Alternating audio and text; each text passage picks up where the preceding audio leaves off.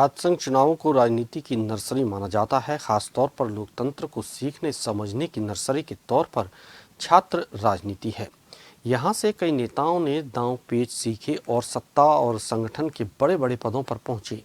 हालांकि इन दिनों छात्र संघ चुनाव कराने की मुहिम को लेकर इस नर्सरी के लड़ाकों के बीच अलग ही तूफान दिखाई दे रहा है।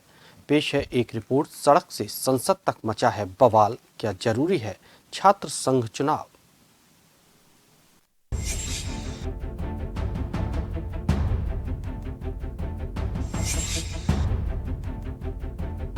देश और विदेश की राजनीति में कई जाने माने चेहरे ऐसे हैं जो छात्र राजनीति से निकले और फिर सदन में अपनी अलग ही छाप छोड़ी। राजनीति की पहली सीढ़ी माने जाने वाले इन चुनावों को लेकर एक बार फिर से प्रदेश में मांग जोर पकड़ रही है। हालांकि पिछले वर्ष कांग्रेस की गहलोत सरकार में चुनाव नहीं कराए गए थे। प्रदेश में सरकार बदल गई है, लेकिन चुनावी रोक वाले आदेश अभी तक नहीं बदले हैं, जिसके चलते छात्र नेताओं में रोष है।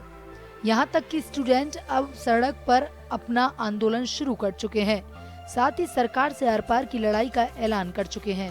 कांग्रेस बीजेपी दोनों के जितने भी पदाधिकारी हैं राजस्थान विश्वविद्यालय से निकले हुए हैं, उन्होंने छात्र शक्ति का समर्थन करते हुए चिट्ठियां लिखी है और जल्द से जल्द हम भी राजस्थान सरकार से ये निवेदन करेंगे, आग्रह करेंगे कि छात्र संघ के चुनाव बहाल किए जाएं। हमारा मानना है छात्र संघ चुनाव हमारे सरकार को हम जानते भी है कि हमारे मुख्यमंत्री काम कर रहे हैं, प्रधानमंत्री जी बहुत अच्छा काम कर रहे हैं, बहुत अच्छी स्थिति में इस देश को लेके जा रहे हैं। तो उनसे एक छोटी सी आपके माध्यम से निवेदन करना चाहते हैं कि छात्र संघ चुनाव को चालू किया जाए, छात्र संघ चुनाव को बहाल किया जाए, अन्यथा इस राजस्थान विश्वविद्यालय की हालत बहुत खराब होने जाएगी।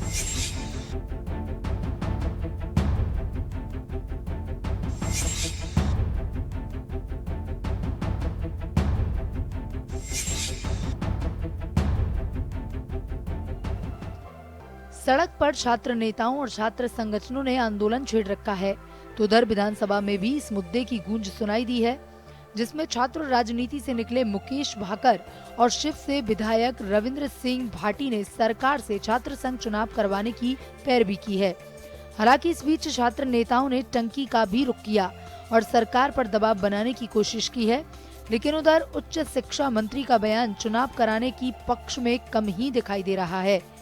उच्च शिक्षा मंत्री प्रेमचंद बैरवा ने कहा कि उनकी सरकार में चुनाव बंद नहीं किए गए हैं। साथ ही कहा कि बच्चों को अच्छी शिक्षा कैसे दी जाए, इस पर सरकार फोकस कर रही है।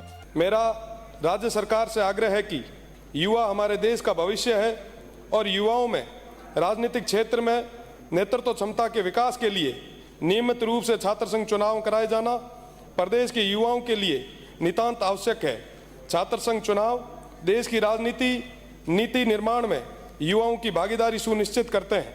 छात्र संघ चुनाव राजनीति की प्रथम सीढ़ी है जो नवीन राजनीतिक पीढ़ी को तैयार करती है। देखो, अभी नया सेशन चला है। मेरा पहला लक्ष्य यह है कि पहले मैं विद्यार्थियों के लिए पूरे शिक्षक बिल्डिंगों की सारी व्यवस्था करूं। पहले मेरा दिमाग केवल और केवल इस चीज में लग रहा है कि बच्चों को अच्छी शिक्षा कैसे दी जाए। उसके बाद देखूंगा क्या होता है। नए चुनावों को हमने चालू किया न हमने बंद किया।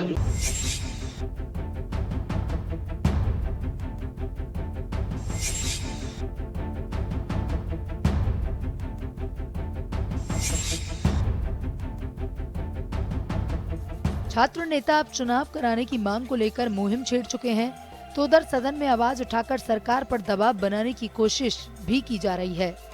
राजनीति की पहली सीढ़ी छात्र संघ चुनाव होते हैं और यहाँ से छात्र नेता राजनीति में एंट्री का रास्ता भी देखते हैं। लेकिन इस बार छात्र संघ चुनाव पर दिख रहे संकट को लेकर बवाल काटा जा रहा है। हर तरफ हंगामा है।